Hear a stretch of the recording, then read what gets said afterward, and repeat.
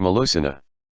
Walter Map was also responsible for the development of the legend of Melusine, or Melusina, a feminine spirit of European folklore, usually depicted as a woman who is a serpent or fish from the waist down, much like a mermaid.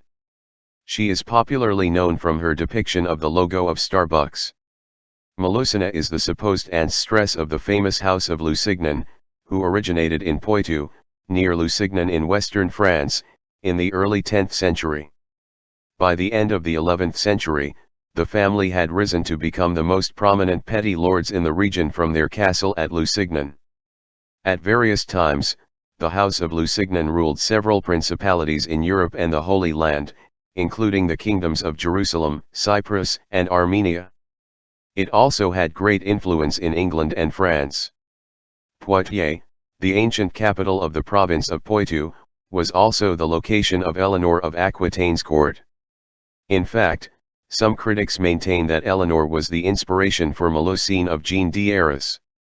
46 The various elements of the Melusina legend were reconstructed by Map in the 12th century in his De Nugis Curialium, in the 13th century in Gervais de Tilbury's Otia Imperialia dedicated to Otto IV, and Jean d'Arras' novel, La Noble Histoire de Lusignan, The Noble History of the Lusignans, which he presented in 1393 to Jean de Berry, brother of King Charles V of France. Jean d'Arras wrote at the request of Jean de Berry, as he says in his introduction, a long prose romance called the Roman de Melusine or the Chronique de Melusine, part of Le Noble Histoire de Lusignan, in 1392-94. Jean d'Arras dedicated the work to Jean de Berry's sister Marie of Valois, Duchess of Bar, 1344-1404, and expressed the hope that it would aid in the political education of her children. Jean de Berry was Count of Poitiers, the ancient capital of the province of Poitou. The county was created by Charlemagne, who in 778 sent a certain Abbon to administer the territory.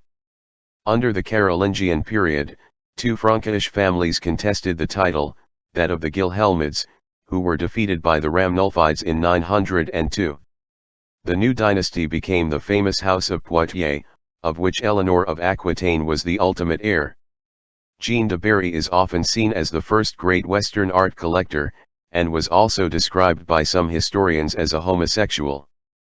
47 John de Berry was also a notable patron who commissioned among other works the most famous book of Hours, the Tres Riches Heures, is known to have been created for him because it has an inscription by Jean Flamel, often said to have been the brother of alchemist Nicolas Flamel. 48. Also illustrated in the work is the castle of the famous Lusignan family of Poitou, a favorite residence for Jean until his death in 1416, with the dragon Melusine flying overhead. The House of Luxembourg, the House of Anjou and their descendants the House of Plantagenet and the French House of Lusignan are descended, according to medieval folk legends, from the dragon spirit Melusine. The legend of Melusina begins in Albany in Scotland, which the chronicle Historia Regum Britanniae by Geoffroy of Monmouth attributes its foundation to the legendary Albanactus, son of Brutus of Brittany, a descendant of the Trojan hero Aeneas.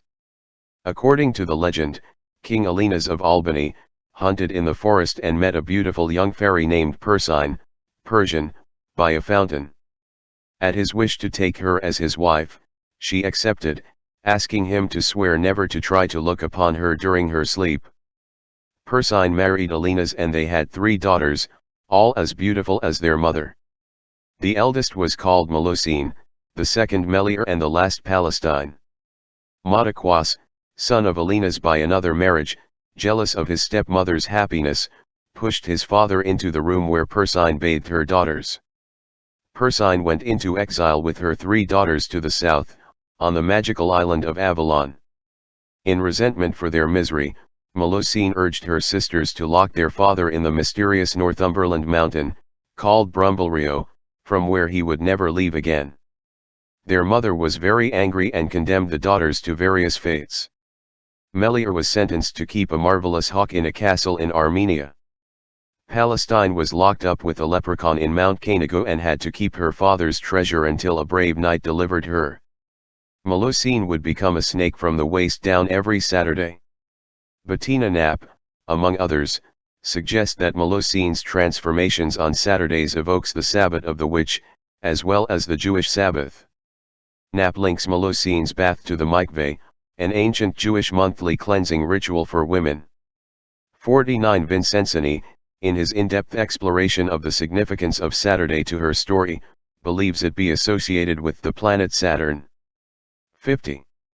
If, according to her mother's curse, Melusina found a man to marry her, provided that he never saw her on Saturday, she would give birth to a very noble and great lineage that would accomplish great feats.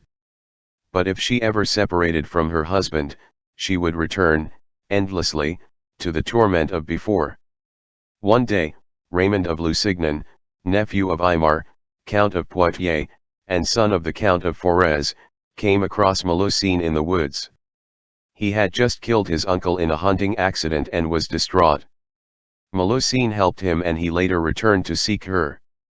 He proposed marriage, and she agreed on the condition that he should never attempt to intrude upon her privacy every Saturday. By her magical powers, Melusine was to have built in a single night the Château de Lusignan, the largest castle in France. But when Raymond betrayed his promise, "O husband," she said, "I leave 2 little ones in their cradle, look tenderly after them, bereaved of their mother. And now farewell forever.